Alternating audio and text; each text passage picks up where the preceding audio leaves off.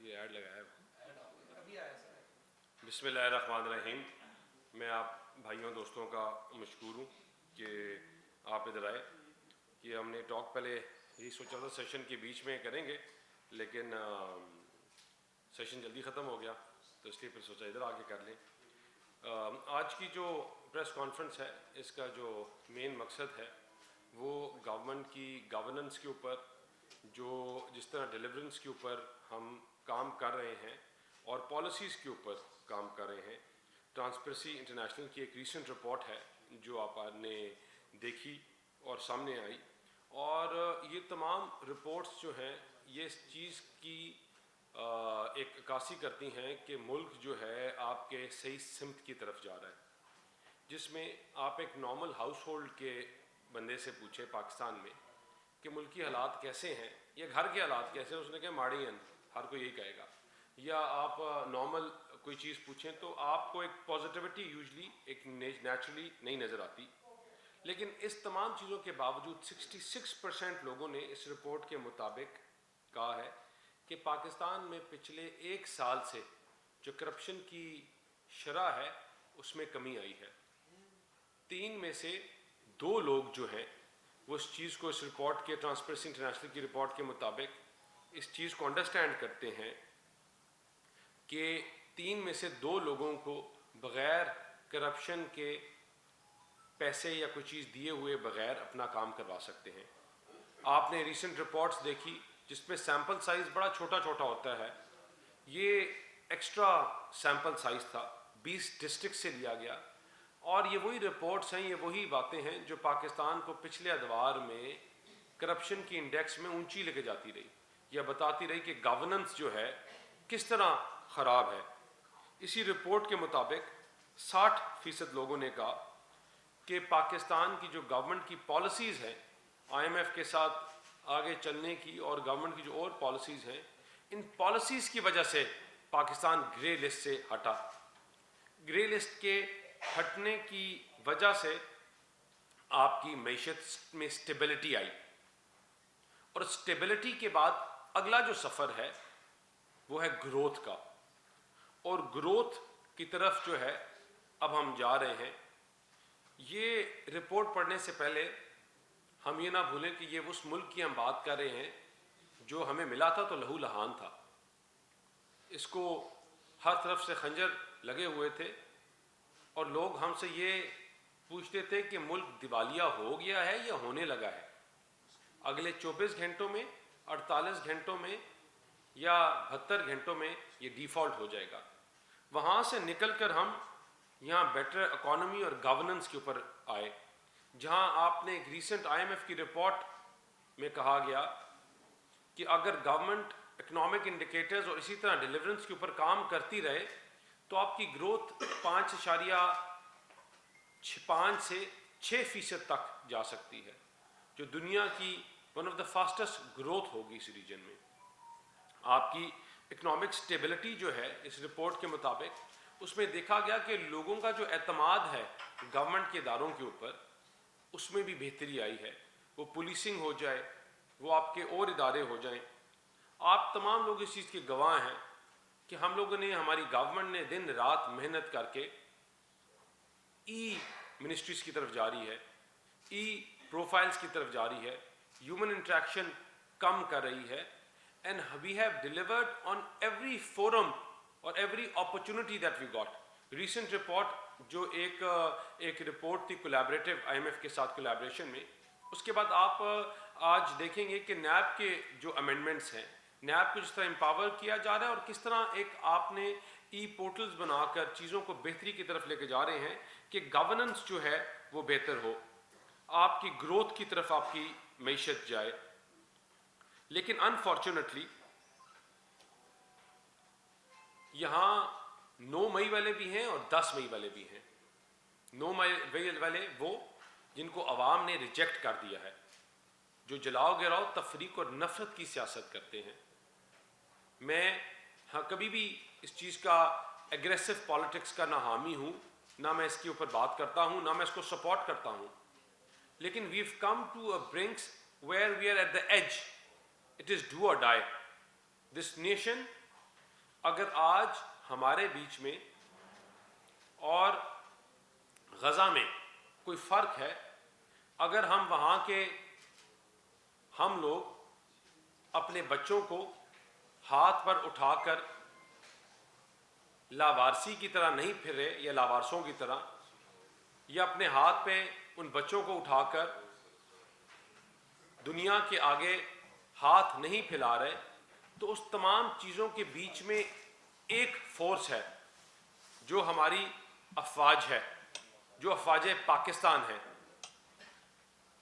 ایک ملک میں دو فوجیں نہیں ہو سکتی، یا آپ کی فوج ہوتی ہے اور یا دشمن کی فوج۔ یہ 9 مئی والے اگر اپنی فوج کو برا بھلا کہتے ہیں یا اپنی فوج کو آپ گالیاں یا تنقید کرتے ہیں، تو آپ حقیقت میں دشمن کی فوج کو موقع دے رہے ہیں، آپ دشمن کی فوج کو بلا رہے ہیں۔ یہ ہمارے لیے کوئی نئی چیز نہیں ہے، اسلامک ہسٹری میں یہ چیزیں۔ میر جعفر اور میر صادق ہم تمام لوگ بخوبی واقف ہیں کس طرح اس قلعے میں ان کو اندر گھسایا گیا دشمن کی فرنگیوں کی فوج کو، اور کس طرح اپنی صفوں میں غداروں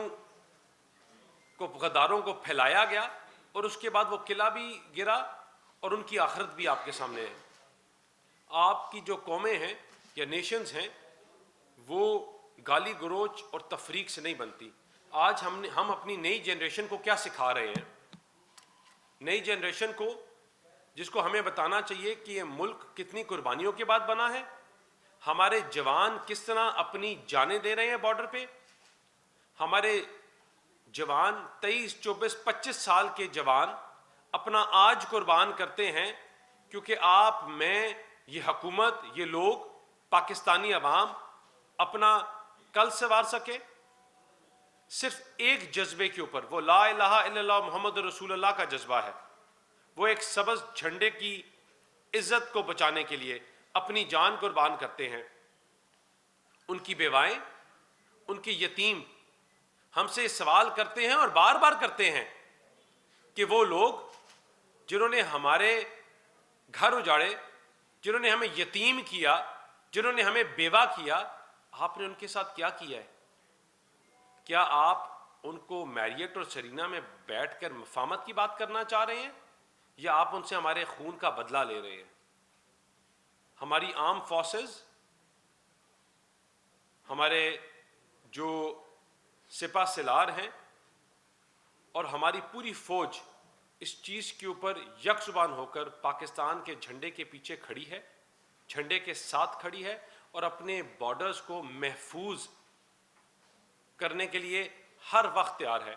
میں جنگوں اور ان لڑائیوں کے کبھی حق میں نہیں ہوں، لیکن جب میں کہتا ہوں 10 مئی والے ہیں ہم نے ان رفال کو گرتے ہوئے دیکھا ہے